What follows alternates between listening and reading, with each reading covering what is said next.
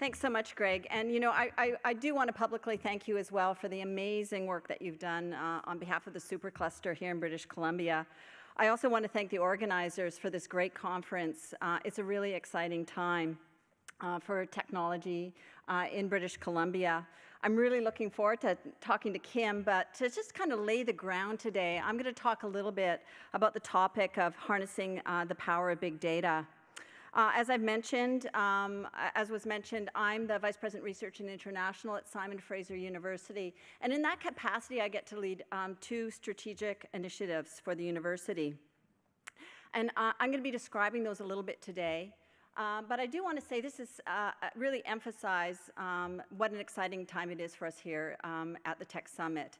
I've enjoyed interacting with my colleagues, visiting the different booths, and I can see that we're all extremely excited. It's an exciting time. And we're excited about what everyone's building, creating, and really looking at ways that we can work together. And in many ways, that's why I think I have got the best job in the world, and that's in part leading SFU's strategic innovation strategies. And our strategies really span everything from financial technology to health, from urban design to climate change. And so what I want to talk to you about this afternoon is a little bit about our innovation strategy, what we've learned at SFU, what drives it, and in particular, how big data can help us make huge leaps forward, often leaps that we're not expecting. So I'm really a believer in diverse approaches to innovation. When it comes to innovating, I think that, particularly at SFU, I've learned that there's as many approaches as there are innovators. But I do believe that institutions really can create an ecosystem to support innovation. So that's an important part of what we're doing at Simon Fraser University. We're trying to create a strategy for innovation that really can support innovation across the whole university. And our approach involves 4 pillars of work: entrepreneurship, social innovation, incubation and acceleration, and industry and community research partnerships. So early on, we determined that there was an emerging field that crossed all of these areas, all of these pillars, and all of our faculties within the university. And this is an area that has enormous potential for innovation.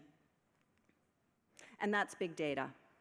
So by big data, we've heard a lot about data analytics today, but what we mean by big data is that those very, very large data sets that really at first blush are too large to handle, that really do need advanced research computing to really yield results. And indeed, they can yield astonishing results, especially when it comes to complex systems like ecosystems, economies, markets, and also individual behavior. So a year ago, Simon Fraser University launched KEY, Simon Fraser's Big Data Strategy. So what we're doing at SFU is really building on a decade of leadership in big data, and KEY is offering consulting services, workshops, events, academic programs, and partnerships. And we're investing in data-intensive research across all of our 8 faculties. We're training people with the skills and the expertise to really bring big data to life and to put it to work. And this is for research purposes, but also more importantly, for community and economic impact as well. So I'm going to give you a few examples. There's amazing work being undertaken in this area. So for example, Greg Morey is leading a team that's analyzing millions of hours of video footage of streets and sidewalks. And that's letting him identify ways to make our cities healthier and safer for pedestrians. Professor Nick Dolvey is crunching conservation data sets and combining them with so-called soft knowledge to really come up with a far sharper picture of our shark ecosystem and our populations of sharks so that we can actually conserve them and know how to protect them in the future. And so from the marine ecosystem to the online ecosystem, we have professors like Mate Taboda using natural language processing and machine learning to make breakthroughs in recognizing fake news and toxic comments. Last summer, 4 of our students in our professional master's program in big data program participated in a highly competitive Amplify internship at RBC.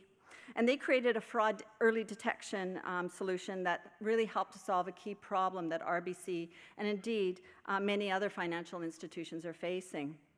And within 4 months, RBC has implemented this solution, and the results really are millions of dollars in savings. So I'm telling you all of this for a couple of reasons. First of all, I really want you to think of SFU when you want to get value from your data. Come and talk to us. We'd love to partner with you.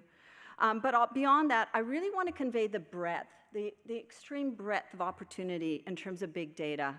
It's so easy to underestimate how much data that we all have and really underestimate it by orders of magnitude. Earlier today, we heard a comment about how many devices and how much data is out there. And I think it really emphasizes we're really awash in this stuff. We're going to soon have more than 7 billion active devices out there generating data as part of the Internet of Things. And we've generated 90% of the world's data in the last 2 years. And at the same time, we're facing big challenges, from climate change to mental health, challenges that I think often seem so complex and multi-layered and difficult that we do think that they might indeed be intractable. But I do believe that advanced analytics of this data can help us traverse these different layers, help us really look at these interconnections. It can help us find insights and solutions that I think many of us have not imagined before, solutions that we can't even imagine today. But we can't do that without turning data into knowledge. And really, that's what the key initiative is all about. We also can't do it without collaborating. And I was so interested in hearing earlier today about the digital technology supercluster work. And Simon Fraser University is really very, very proud to be partnering in the supercluster along with partner universities, University of British Columbia, University of Victoria, and the University of Northern British Columbia, as well as BCIT and Emily Carr. And we really do believe that working with an array of businesses and nonprofits, big data is going to feature prominently in our collaborations. And we certainly have heard about that time and again this afternoon. And we did hear about the specific example of precision health. So what's happening in precision health is that, as you know, there's so much data being produced that helps us develop detailed breakdowns for better diagnosis. And I think this ultimately is going to lead us to better targeted solutions. Data is playing a critical role here in identifying what makes an individual unique, along with what we all have in common. And this can provide us clues around vulnerabilities, also strengths, and also how to tailor care. But data can't work alone. It really does require partnerships. What ultimately leads to breakthroughs is our ability to work together across the system, patients, caregivers, policymakers working together. And ultimately, we're going to get to the point where actually understanding one person's data, one person's information, is going to give us that much more information that will help us help many more. We're only getting to that point now. We're really looking, and we're going to be able to advance this through partnerships and by bringing many different perspectives to the table.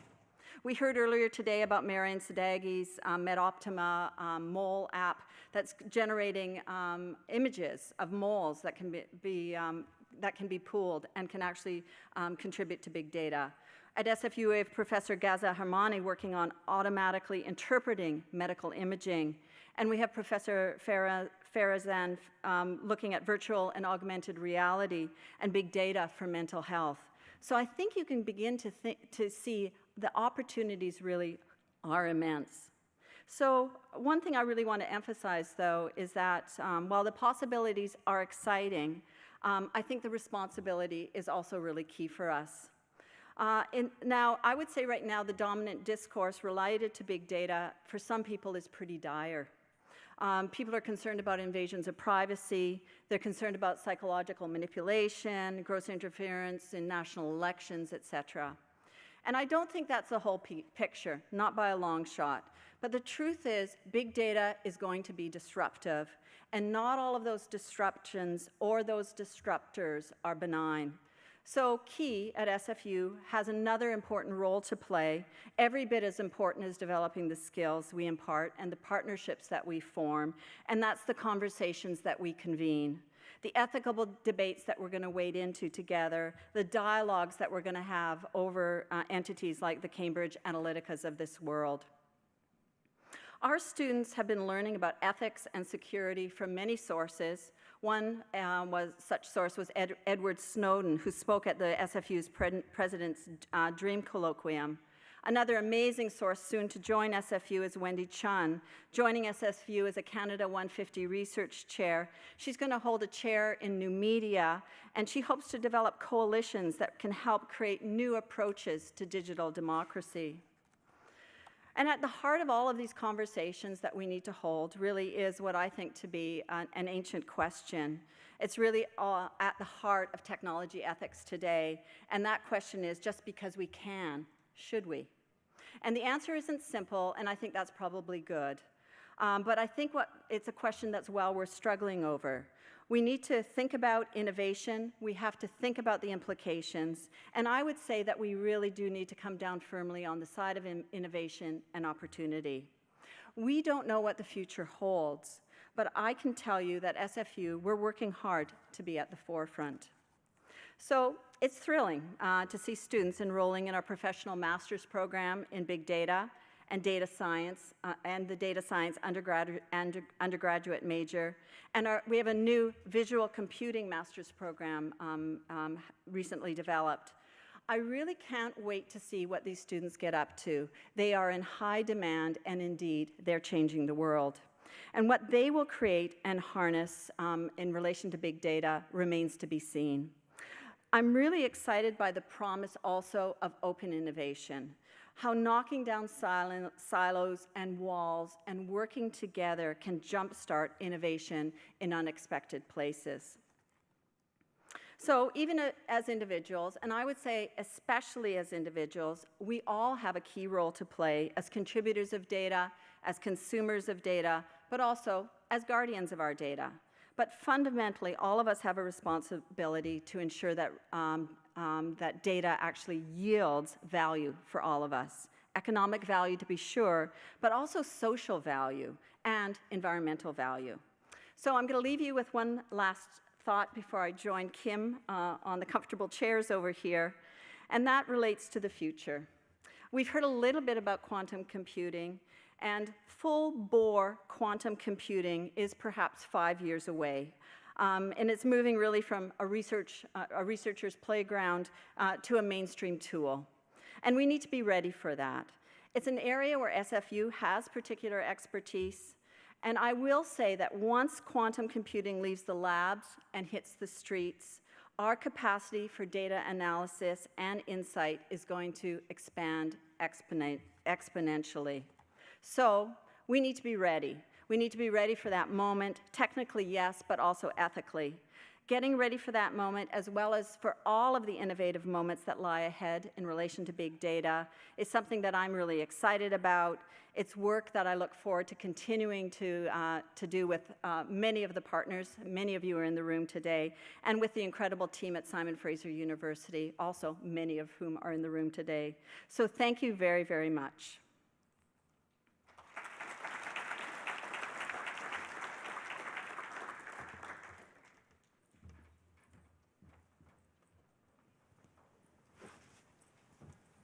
Got my mic on. So, Kim, it's great to have you here. And maybe before we get started, why don't you tell me a little bit about what you do and what your role involves? Sure. It's great to be here. Joy, thanks for your leadership in this area.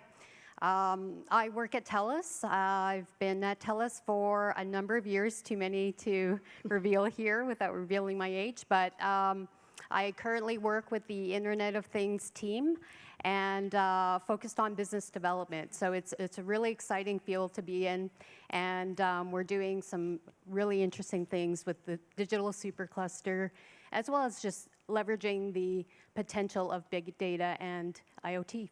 That's great. So perhaps you can tell us about some of the problems that you're able to solve with big data, things that you're working on at Telus. I think we hear a lot about big data, but we really are looking for examples to bring it to life. That would be so helpful. Sure. I think any organization doing anything in this space first needs to consider how to introduce a really strong and robust data governance model. And many years ago, that was really the starting point for Telus. And following, I don't know how many people are familiar with the Privacy by Design framework that was spearheaded by Dr. Anne Kabukian when she was the Privacy Commissioner for the province of Ontario. But when we, many years ago, when we recognized that there was a benefit to really looking at a very high level, de-identified, aggregated mobile device location data, to look at what the trends are, what's happening with the movement of this data. When we recognized that there was a benefit to society at looking at that, we started with a privacy by design approach so that we could bake in those privacy protections at every stage of the development of that program. So maybe, and I think in partly for some of the partners in the room today, I think it would be helpful just to give a few examples of what privacy by design involves, because I think many of us are trying to think about how we protect data, and a few insights from a corporate perspective would be very helpful. Sure. So how many people have actually heard of privacy by design? Oh, Okay. I'm impressed. Excellent. Great. Thank you. Okay. So I don't need to go through the 7 foundational principles with this audience, which I wasn't planning to anyway. But there's a few that really pop out to me that I think are, for people who aren't familiar with that framework, might be surprising to them. It really is about taking a proactive approach to baking in those privacy protections. So it's not about establishing on a remedial basis what your response will be to a privacy breach. It's actually building in those privacy and security protections at every stage of the process so that it's fully baked in and it actually gives you much more peace of mind. The other interesting principle relates to the fact that we shouldn't look at it as a zero-sum game. So it's not about trade-offs. It's not about privacy or security or,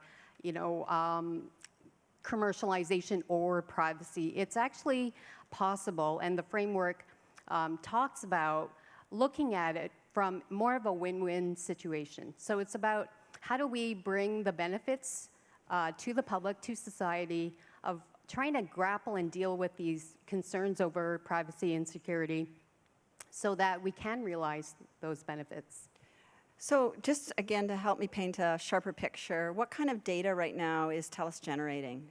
So the program that I mentioned is called Telus Insights, and it's really looking at mobile device location data. So on a very high level. So it's de-identifying the data. So there's absolutely no way to trace it back to anyone on an individual level, but really bringing it up, aggregating it, and looking for those high-level trends and looking at mass movements.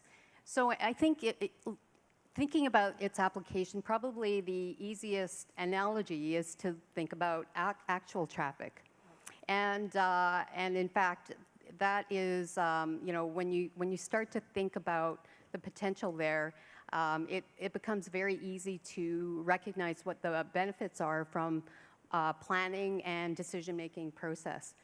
So what the program is able to do is look at those high-level trends. So where is traffic going? Measuring density or congestion levels. And what it helps to do for decision makers is, in many cases, it can validate a model that they've been using, because as we know, the transportation sector has a number of models that are many decades old and are reliable models, but you don't actually know what the truth is, and that's what this helps to do, is to bring a bit more insight into whether or not your models are reflecting what's actually happening. So can you give us a few examples of who your customers would be then, or who you, what the opportunities are in terms of? Sure. Yeah. I would say that mostly the people who are interested in this are various government agencies, people in the planning industry, if you want to call it an industry. Just a kind of high-level example of how you could use this data to great effect would be if you think about, there's a lot of debate over where to make large capital investments. So investing in bridges, for example, and this is a fictitious scenario. So don't Sure, read it's fictitious. too much into this. But say you've got two bridges, Bridge A and Bridge B. Bridge A perhaps was funded by the Guinness family and is a source of significant congestion. But then Bridge B also becomes a source of congestion. So the dilemma is, well, which bridge do you expand? And so what this would enable you to do is to understand actually the origin and destination of that traffic. So if you understood that, even though Bridge B is quite congested as well, but half of the traffic is actually coming from an area and terminating at an area where they would quite obviously be using Bridge A if it was more available, then not only do you make the right investment decision, but you actually cut people's commute times as well as reduce emissions overall, which is obviously something we all want to be able to do, not to mention save money on gas. That's great. Well, thank you for that fictitious example. That was very, very helpful. I also do have, I've got a real example if you'd like. No, that was really helpful. We've talked a lot about collaboration and partnership in getting ready for this panel, and I know that's all abuzz with the SUPERCLUSTER as well. And I'm just wondering if you can talk about the importance of organizations really looking outside of their walls. It's something that we at SFU are really thinking about the importance of partnerships. Just love your thoughts on that and how we can really cement that and move that forward. Yeah, I think it's really important for all of us to think about what the potential is through collaboration. And there's a great example that I like to think about when I think about why collaboration is so important. And it's the story of Ger Barron, who I don't know how many people read up on what various smart cities are doing around the world, but he's the CTO of Amsterdam. And they're one of the leaders in the smart city space, and he's been there for about 10 years, didn't come from within the city, so came in as an outsider, faced challenges like 12,000 different data sets that he had to contend with, but slowly and surely made his way through. They have done, the collaboration in Amsterdam is just amazing. But what was really interesting to me was that a couple of years ago, he made a comment in an analysis piece that was published by MIT Sloan that despite all of the work that they've done, he recognized that they could only go so far leveraging their own data. So to be able to actually have real disruption when it comes to policy development and other decisions, that they needed the private sector.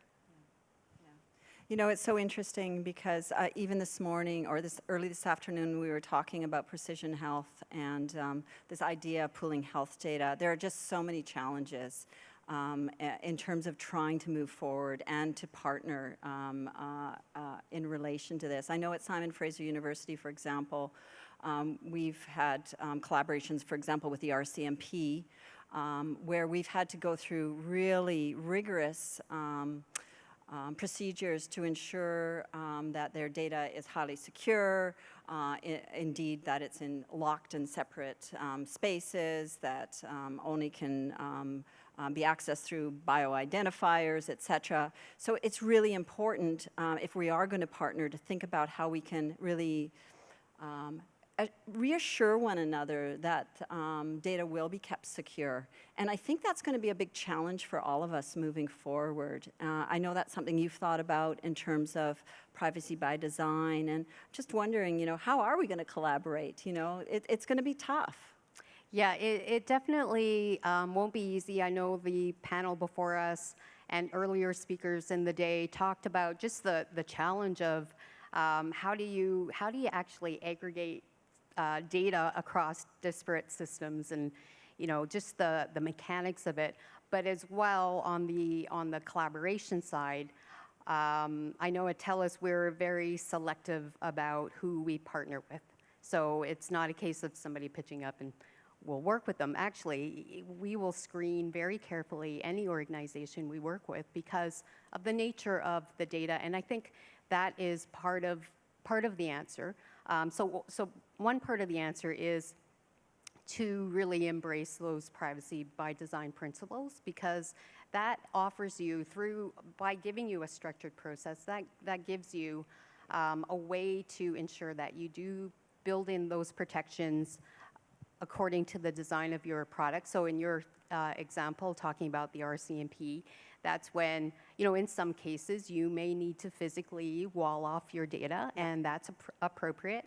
In other cases, lots of city governments pursue open data sets, and so that's appropriate as well because they've gone through the process of screening and ensuring that there is no private information available to any external groups. Yeah, it's interesting. I mean, earlier on I said there's probably as many approaches to innovation as there are innovators, and I think also in terms of these types of collaborations, it's really important to design relationships so that there is a win-win. Because ultimately your reputation at Telus, but also a university's reputation, really sits on our ability to ensure that data is appropriately managed. Yeah. Yeah, and there's a lot of talk about big data, but until we can come together as a community and agree on what is that data governance model for multiple organizations, we will unfortunately continue to operate in our silos until we can ensure we can do that properly. Yeah, my sense is that the supercluster discussions are going to push us in that regard. I mean, obviously Telus is at the table, a number of other companies are at the table, universities are at the table, and these are the conversations that we need to have. I think we need to move beyond big data to big delivery, and to be thinking about how we can actually, because we've been talking in British Columbia, we've been talking for a very, very long time about our amazing data. I am sensing that we're kind of coming to an end. I'm getting the 2-minute flash there. And I'm just wondering if you have any kind of closing remarks or things that we haven't covered that you want to pitch at this time. Just, for anyone not aware, you can tell I'm a convert to privacy by design, so please look it up. It's very user-friendly. The other thing I just wanted to give a quick shout out to a partner that we work with that is doing really interesting stuff in this space, helping cities break down those internal walls between departments so that they can more fully leverage their data. And that company is called Urban Logics, a great local BC-based company. They're speaking tomorrow afternoon, so I encourage you to check it out. It's part of the Ministry of Transportation stream. That's great. Maybe in closing as well, I'll just say for those companies out there that are also looking for data support, come and see us at Simon Fraser University. Is Fred Popowich still there? He is. Fred's there. He's the leader, scientific lead for our Big Data Initiative, and he'd love to talk to you. One thing that we are learning is that a lot of companies have data issues that they do need, that they're struggling with, and I think that these kinds of partnerships are really ripe right now. We do need to think about how we can all work together to maximize our data, to think about how we can really drive innovation forward and really derive value from data. So I want to thank you. I've really enjoyed the conversation and getting to know you. It's been a great afternoon, and I really want to thank the audience. It's a beautiful day out there, and I can't tell you how nice it is to have an audience here. So thank you all very, very much. Thanks, Joy. That's great.